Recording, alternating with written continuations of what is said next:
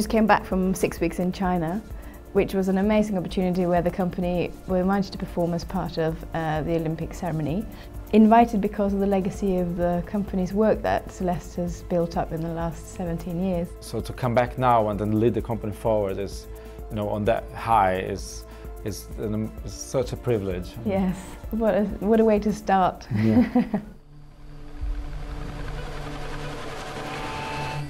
Here is the perfect human. Perfect human.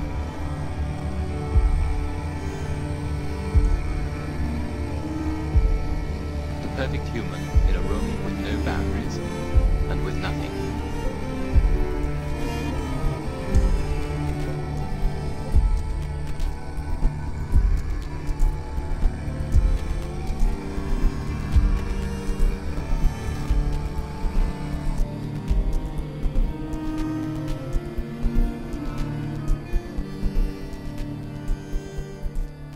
Actually, for me, The Perfect Human is a very sarcastic, of course, title. Not because of the connection to the company, but because there is nothing like that.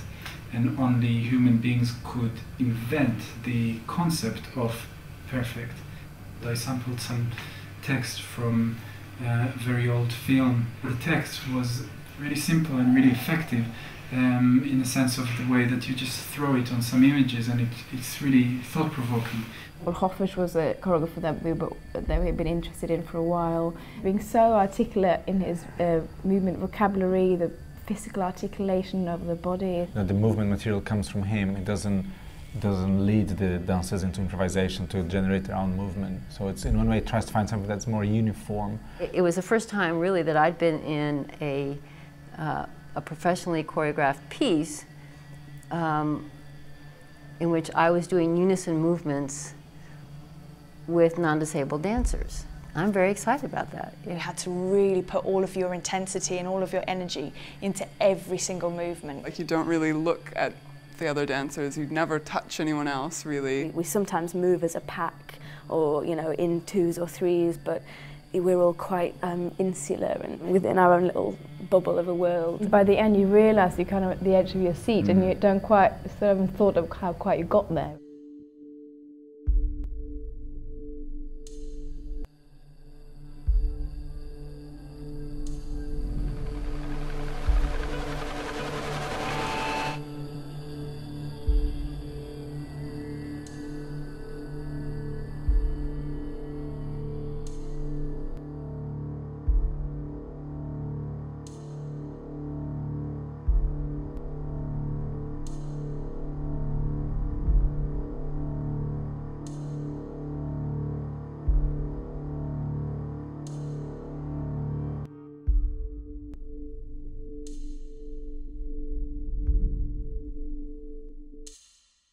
It's hopefully visually very simple to understand, actually, which is, I think, different from a lot of other works that I did. A lot of times I was really attracted to, you know, to mix and move the stage and kind of like create a blur and create a chaos. Whereas there is some moments in the piece where it kind of like, you know, where I mixed it, where I stir it, but generally it speaks to you in a very kind of like bold, simple words.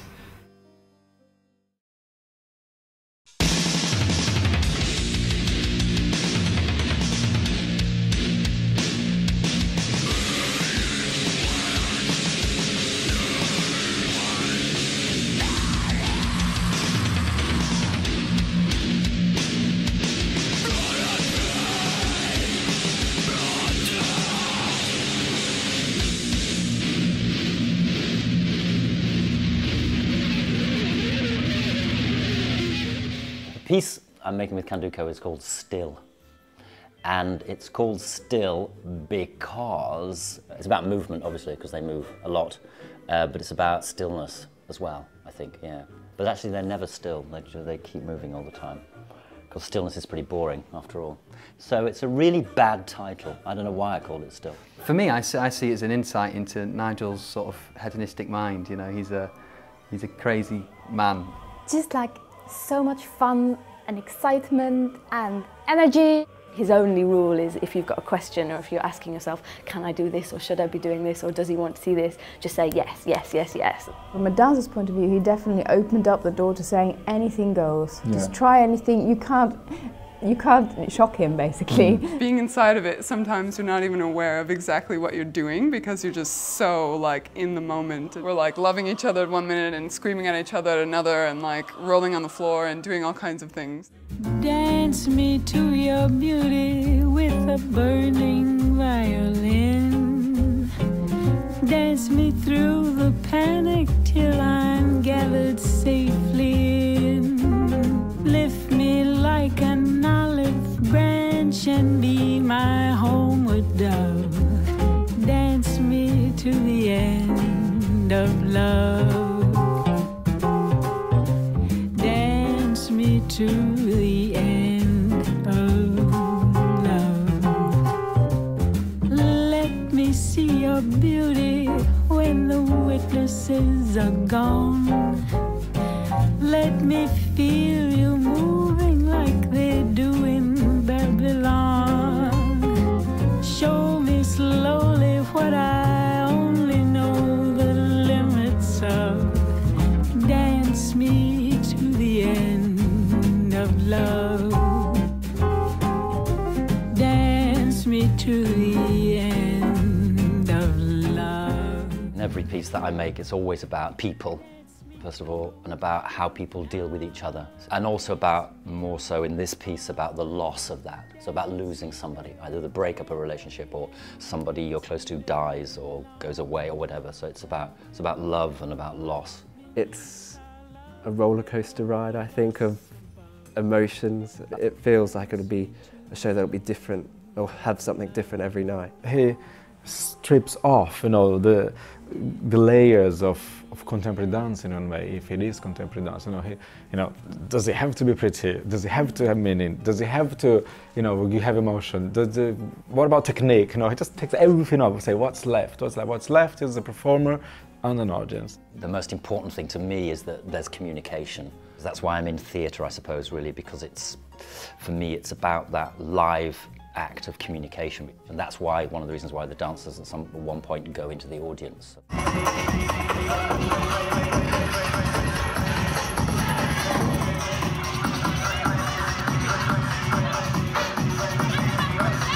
It was surprising. Lots of fun, lots of different things going on. It was really brave, I think. How they performed, that just completely made it for me because I thought they were just all really amazing. I really liked the pants dance. That was quite a surprise. I thought it was really funny. I would definitely recommend it if you want to have your ideas of dance pushed. Prepared to be amazed, basically. In Hofesh's work, you have this line that rings through about why does he move like that, which is a really integral concept within Candoco, the whole thought of movement, how we all move differently, and how that feeds into movement vocabulary. And then I think with Nigel's work, it's Nigel Charnock doing what Nigel Charnock does. That element of danger and not knowing what's going to happen on stage. So for me, in my work with the education department, taking that out to other groups that's a really great platform, because there's that element of freedom and risk. Rather than just teaching dance and you should move like this, what we really explore is the individual and each individual's creativity. I think we're all really, really hungry to go on tour and show these pieces. It's great, you get to go with a great bunch of people, do the job that you love doing, see a bit of the world. Yeah, it's really exciting. But I hope that it's like a program that's intense and a little bit offensive. But seriously, still come to see our show.